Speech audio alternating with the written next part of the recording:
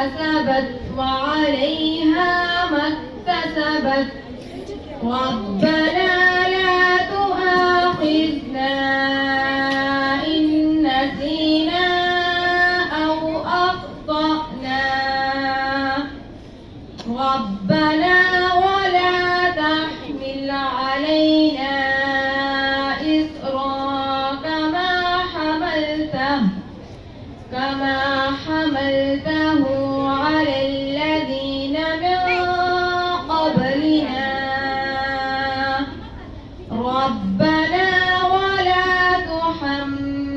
تحملنا ما لا طاقة لنا به